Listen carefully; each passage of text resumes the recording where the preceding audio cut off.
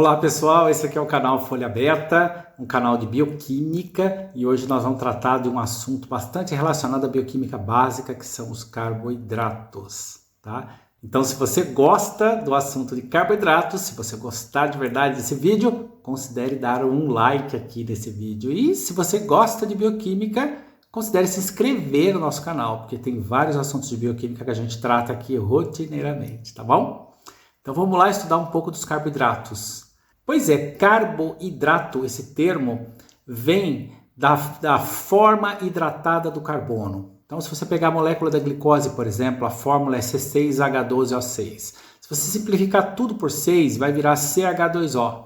Vai parecer que o carbono, C, está hidratado, CH2O. Tá? Daí veio o termo carboidrato. Mas você pode chamar carboidrato de outras formas também. Você pode chamar de glicídios, ósis, osídeos, sacarídeos, sacárides, glúcides, tá? Hidratos de carbono, tanto faz, tá? Então você pode usar vários termos aí para se referir aos carboidratos. Normalmente a gente vai falar ose. Então quer dizer que tudo que termina em ose é carboidrato? Não é. Mas ó, glicose, frutose, manose, galactose, celulose, todos são carboidratos, todos são açúcares. Então nem tudo que termina com ose é carboidrato, mas grande parte daquilo que termina com ose pode ser carboidrato, tá bom? E carboidrato, nem todos os carboidratos eles são doces. Por exemplo, a celulose é um açúcar, mas não é doce, tá? E nem tudo que é doce é carboidrato. Então você vai ver que os adoçantes, que a gente vai tratar aqui em outro momento, eles não são carboidratos, mas eles são doces, tá bom? Fácil, né? Ué. Bom, a gente pode classificar os carboidratos de várias maneiras. Se a gente olhar esse esquema aqui, você vai ver aqui um monte de classificações. Ó, por exemplo, aqui tem as funções dos carboidratos, né? Função estrutural, energética, armazenamento de energia. Carboidratos que são fibras alimentares, a gente vai ver mais para diante, tá? Podemos classificar os carboidratos em relação ao seu grupo funcional, como aldoses, cetoses. Podemos também classificar os carboidratos como monossacarídeos, disacarídeos, oligosacarídeos e polissacarídeos. Exemplo de monossacarídeo, glicose, frutose. Exemplo de disacarídeo, sacarose, maltose, lactose. Exemplo de oligosacarídeo, a destrina, por exemplo, que é uma cadeia decorrente da hidrólise ou da digestão do amido.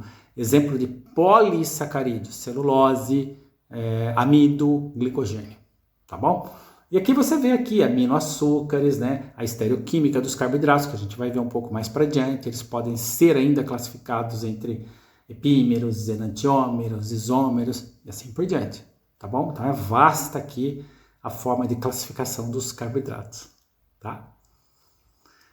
Bom, aqui, minha gente, está dizendo que quase, né, a metade do carbono do planeta Terra está presa na forma de dois carboidratos, a celulose e o amido. Então aqui você vê, ó, a celulose aqui desse lado aqui, né, e o amido. Celulose presente no lenho dos vegetais, nas saladas folhosas, né, salada folhosa é rica em celulose, é um carboidrato, né, e o amido, que é isso que você vê aqui. O amido, por exemplo, cuja fonte é o arroz, mandioca, milho, tá? Ambos são polissacarídeos, tá? A gente vai estudar a estrutura deles aqui um pouco mais adiante.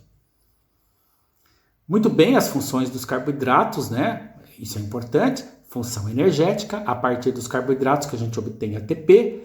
Podemos obter ATP a partir de proteínas, a partir de lipídios, mas fundamentalmente no metabolismo a gente usa carboidratos para obter ATP. Tá? A glicose oxidada lá na matriz mitocondrial para obtenção de ATP.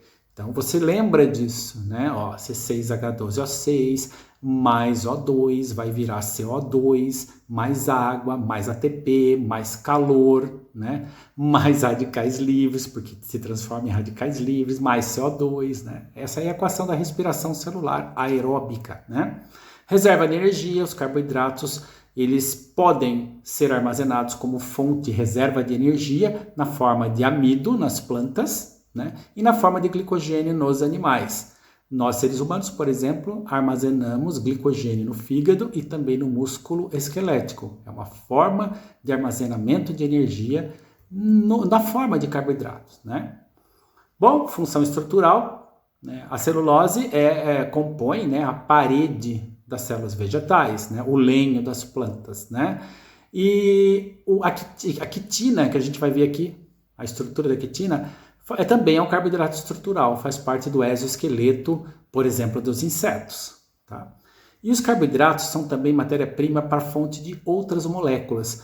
O excesso de carboidratos no nosso organismo, por exemplo, é convertido em triacilglicerol ou triglicerídeos, uma forma de lipídios, né? Você tem açúcares se transformando em lipídios sendo estocado no tecido adiposo visceral. Quem faz isso é a insulina. Então, se você é daqueles que adora comer doce, o excesso de carboidratos é convertido no tecido adiposo pela insulina em triacilglicerol e é armazenado. Daí aumenta a quantidade, a proporção de gordura armazenada no seu corpo.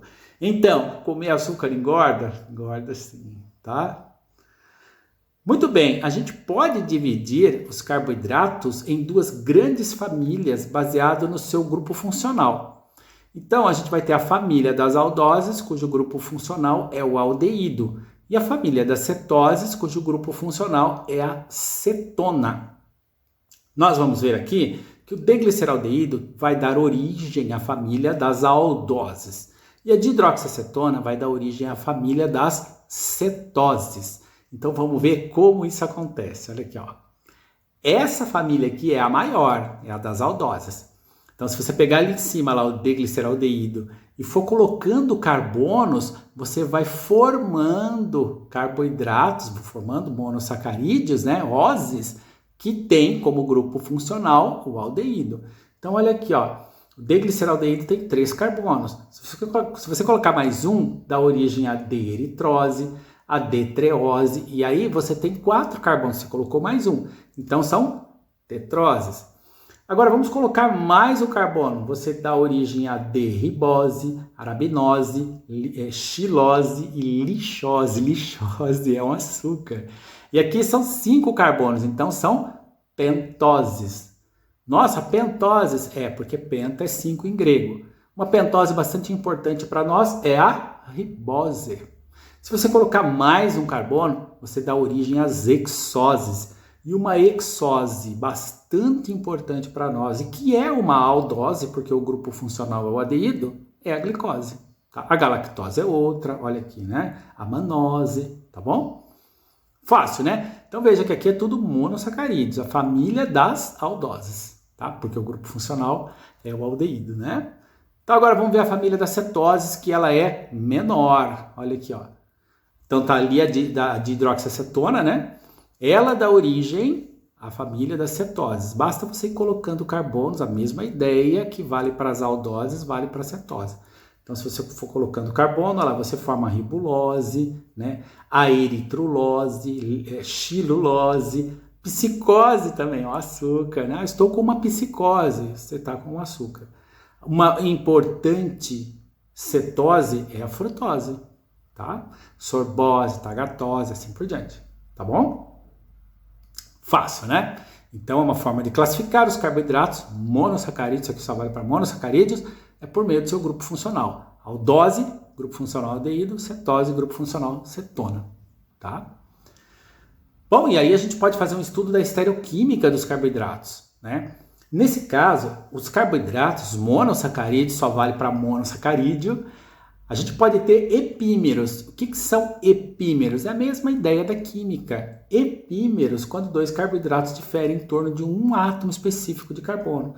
Então você vai ver aqui que a glicose é epímera da galactose no carbono 4, né? E vice-versa, a galactose é epímera da glicose no carbono 4, porque ali você vê uma inversão, ó, da hidroxila, né? E do hidrogênio também, né? Vê aqui na glicose a hidroxila está aqui para o nosso lado direito, de quem olha para a tela, né? E a hidroxila na galactose está para o lado esquerdo aqui de quem olha para a tela, né? Então são epímeros, tá bom? Porque diferem em torno de um só átomo de carbono.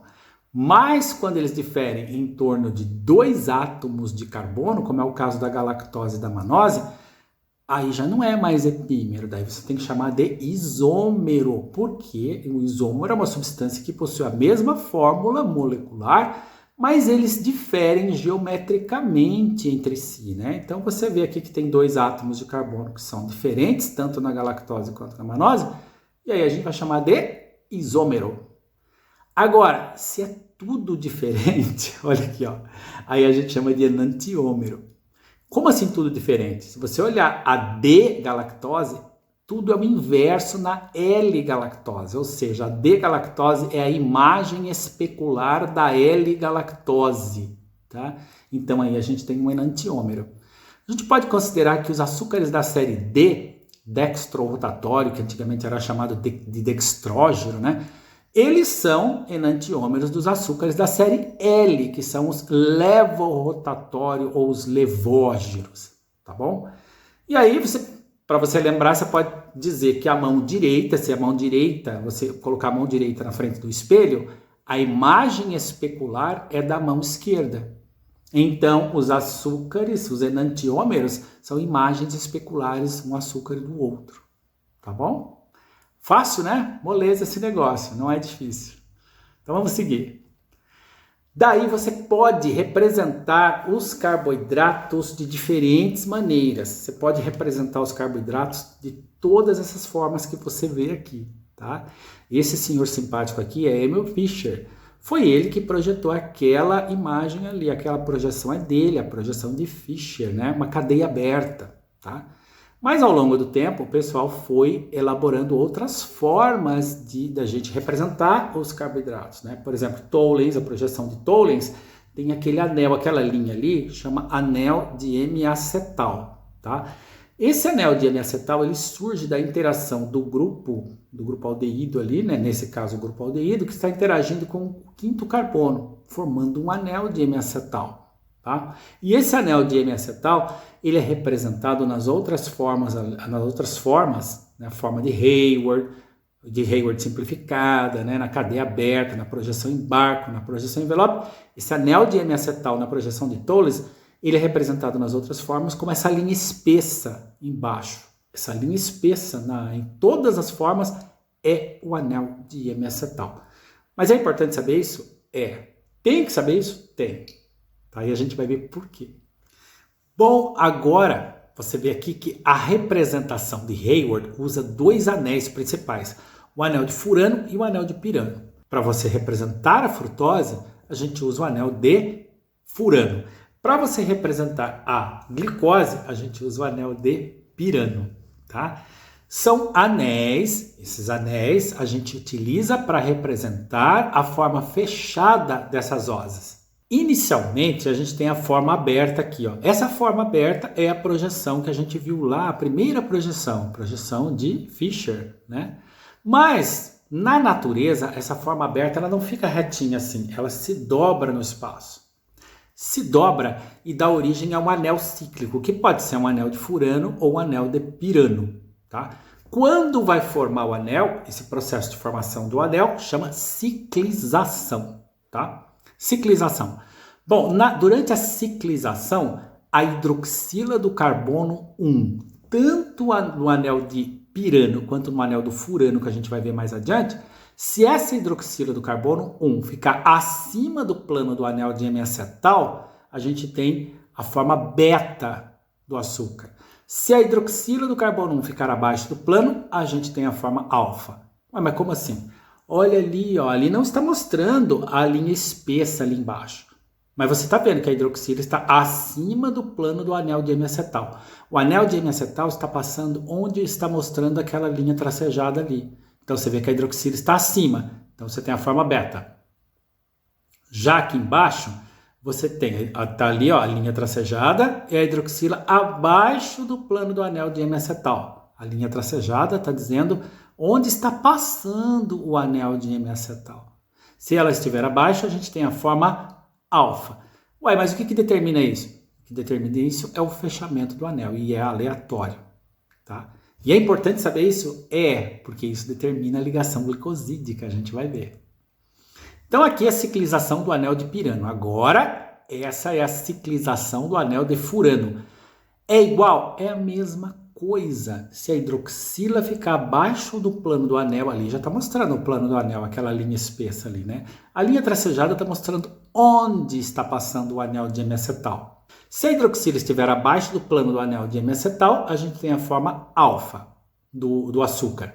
Se ela estiver acima do plano do anel, a gente tem a forma beta. E acabou o assunto, é só isso, não tem problema, né? Se você não entendeu, faça uma pergunta aqui nos comentários, ou então volta esse vídeo aqui 270 vezes para ver se você entende esse negócio, que também não é difícil.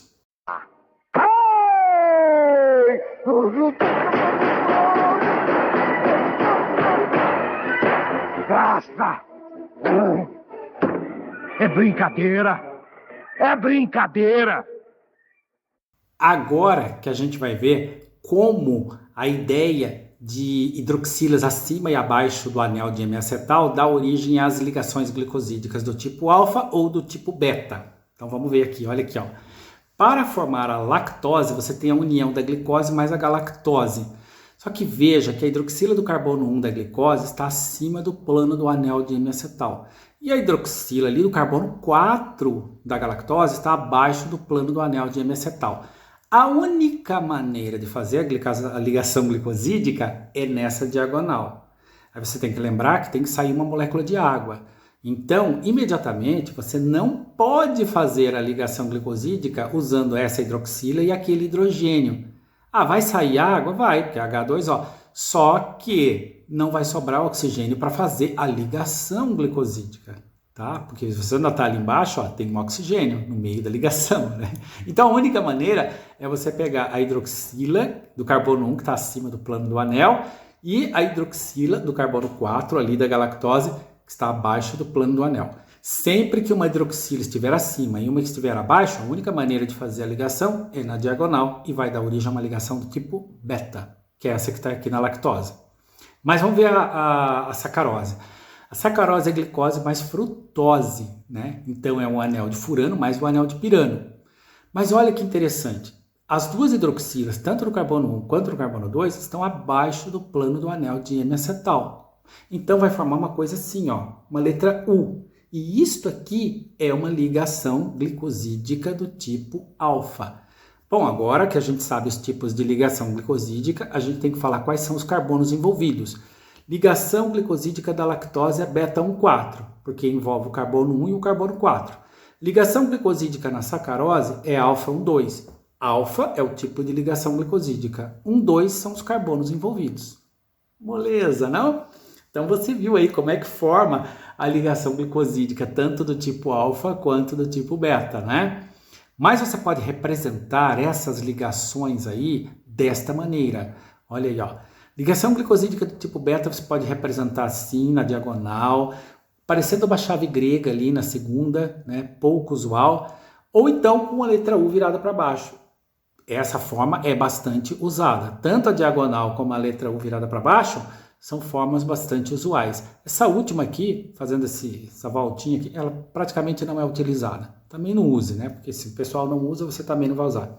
Bom, a ligação do tipo alfa, formando uma letra U, é a mais usada. Essa aqui embaixo, ó, sem graça aqui, ninguém usa, tá? Então também não use. Feito? Então, é beleza, você viu aqui, né? Bem fácil entender as ligações glicosídicas. Basta você interpretar se é do tipo alfa ou do tipo beta e depois falar os carbonos envolvidos. Feito? Bom, olha aí, ó. Configurações alfa e beta das ligações glicosídicas, você vê aqui. Ali a quitina é um carboidrato, é uma fibra alimentar, ela tem ligação do tipo beta. Olha lá, ó, parecendo a chave grega, né? Eu coloquei aqui para você se familiarizar. O amido tem ligações glicosídicas do tipo alfa-1,4, mas com ramificação em alfa-1,6, tá? A celulose não, a celulose é tudo ligação glicosídica do tipo beta, tá vendo? Então aqui na celulose eu coloquei a ligação glicosídica diagonal do tipo beta e ali na quitina usando aquela chavezinha grega, né? Tá? Todos esses açúcares aqui, amido, celulose e quitina, são polissacarídeos, né? E são homopolímeros. Por que homopolímeros, né? Porque são açúcares grandes, né? Moléculas muito grandes, e o monômero que dá origem ao polímero é igual em todos, ou seja, então é um homopolímero, porque o monômero, que é a glicose, que se repete na cadeia polimérica, é o mesmo, é sempre a glicose, então é um homopolímero.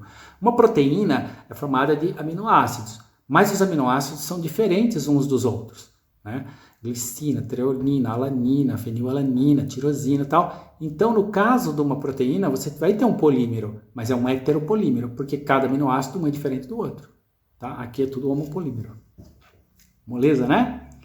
Então, vamos lá. Bom, acabamos de falar dos polissacarídeos, mas quando você tem... Polissacarídeo é uma cadeia assim, ó, gigante, né? Muito grande. Um oligosacarídeo é pequenininho, tá? Então, se o amido tivesse 1 quilômetro de tamanho, quando ele começa a ser digerido, ele forma pedaços de mais ou menos 100 metros. Isso é oligosacarídeo, tá? Oligos em grego é pequeno, pouco, tá? Um tipo de oligosacarídeo bastante importante aí que o pessoal conhece é a destrina. A destrina, ela é um açúcar decorrente da hidrólise da digestão do amido, que é um polissacarídeo, tá? Mas aqui a gente tem oligosacarídeos, que são cadeias osídicas ligadas a uma proteína. Você pode ter oligosacarídeos ligados a proteínas, formando ligações glicosídicas ali, ó, tá vendo? Nesse caso, você vai ter duas versões, a glicolização do tipo O e também N ligadas. Você fala assim, aqui é uma cadeia osídica O ligada, uma cadeia osídica N ligada. Você vai ver que essas estruturas de oligosacarídeos, né, ou glicanos, né, estão ligados ao grupo hidroxila de um aminoácido, veja, um aminoácido numa cadeia de proteínas, né, numa cadeia proteica, numa sequência de aminoácidos, que pode ser a serina, a treonina ou então a asparagina. Olha que interessante aqui, ó. Aqui a gente tem uma serina e a cadeia polipeptídica ali, né, aqui um resíduo de serina e o açúcar ligado. Então você tem uma O ligação, tá? Uma O-glicosilação. Aqui você tem a asparagina, e olha o nitrogênio aqui. Então você tem uma N-glicosilação. Então são cadeias osídicas ligadas a esqueleto carbônico, a esqueleto de proteínas, tá? Para que isso é importante? Muitos receptores eles têm sítios de glicosilação, tá? Isso é importante para a molécula por conta da sinalização, até da meia-vida de uma proteína. Fácil, né? E muito bonito também, um negócio muito interessante. Agora, no próximo vídeo, a gente vai estudar as fibras alimentares, porque fibras alimentares são carboidratos não digeríveis, ou seja, do jeito que você come, ele sai. E as fibras alimentares são divididas em dois grandes grupos, fibras solúveis e insolúveis. E elas são coadjuvantes no tratamento de doenças, no tratamento e na prevenção de doenças crônico-degenerativas, como é o caso do diabetes mellitus, como é o caso das hipercolesterolemias, das dislipidemias mistas. Então é legal a gente saber, tá? Aqui, olha, você vê aqui um pedaço da quitina, que faz parte do exoesqueleto dos insetos. É uma fibra alimentar. Lembre que João Batista comia fibra alimentar, gafanhoto e mel. João Batista comia 2 carboidratos, mel e gafanhoto. Quem come gafanhoto come quitina, tá? Então no próximo vídeo a gente vai estudar as fibras alimentares, tá bom? E agora que você entendeu tudo, certo? Você vai dizer aqui nos comentários quem é esse pessoal aqui que eu ouço 2 vezes por semana. Olha aí, quem é esse pessoal aqui? Então deixa aqui nos comentários dizendo quem é essa gente, quais são as canções deles que você mais gosta, tá bom? Então, obrigado por ter assistido e até mais aí no estudo, né, das fibras alimentares, tá? Até mais, tchau! Chegamos ao final dessa abordagem. Uma de nossas fontes bibliográficas para o desenvolvimento desse conteúdo foi o livro intitulado Bioquímica Clínica. Se você quiser adquirir essa obra e mais de 300 outros títulos com 30% de desconto, consulte nosso catálogo e entre em contato. Se você gostou desse conteúdo, apoie nosso canal com seu like e considere se inscrever, fazendo parte da Folha Beta. Obrigado.